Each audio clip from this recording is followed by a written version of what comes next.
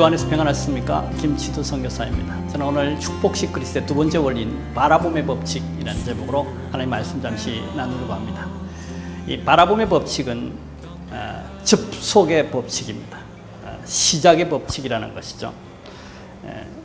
하나님께서는 말씀으로 천지를 창조하시고 빛이 있으라고 말씀하시고 난 다음에 그 빛을 바라보셨습니다. 우리의 이 삶의 현장에서 말로 축복을 조성할 수 있어요. 여러 가지들을 말로 축복을 조성할 수 있어요. 그런데 그 축복과 내가 접속이 일어나지 않으면 내가 축복을 누릴 수 없다는 것입니다. 천연총각이 아무리 사랑을 해도 맨날 전화 통화만 가지고는 장가를 간 것이 아닙니다. 시집을 간 것이 아닙니다. 결혼을 한 것이 아니고요. 거기에 시너지가 나타날 수 없고요. 거기에 후손을 낳을 수도 없는 것입니다. 만나야 되는 것입니다. 접속이 일어나야 되는 것이죠. 접속이 일어난다는 것은 가까이 있다는 것입니다. 바라본다는 것이 곧 가까이 있다는 것이고, 가까이 있어서 바라볼 수 있을 때에 접속이 일어나 비로소 축복의 역사가 내 삶의 현장에서 시작되게 된다는 것입니다. 우리는 기도로 선포하고, 우리는 때때로 부지 중에 선포할 수 있어요.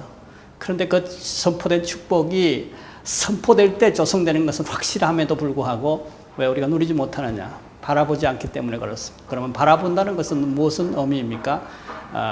선포라는 것은 제목을 선포하는 것입니다.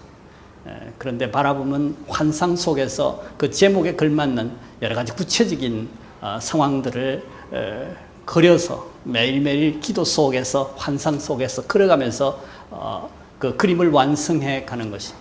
그때 바라볼 때 드디어 하나님의 때가 되매 내가 그 축복과 접속이 일어나서 누리기 시작한다는 것이죠.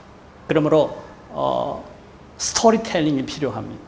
선포라는 제목에 걸맞는 구체적인 대안들, 구체적인 상황들, 구체적인 모습들을 그려가면서 기도할 수 있는 것이죠.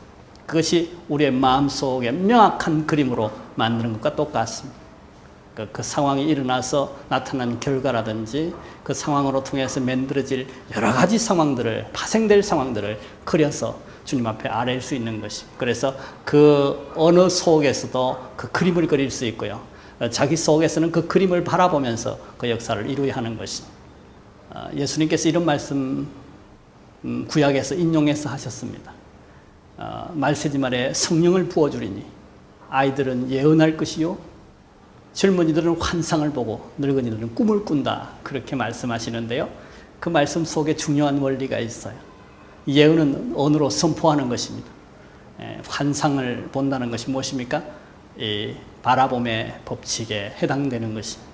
그래서 환상 속에서 축복의 제목에 걸맞는, 선포에 걸맞는 그림을 그려서 구체적으로 주님 앞에 기도하고, 그것으로 인하여 기뻐하고 감사하고, 그것으로 인하여 하나님께 영광을 돌릴 수 있는 자 되어서 그때 비로소 축복이 시작되는데, 그런 축복의福을 경험하게 되시기를 주의 이름으로 축원합니다.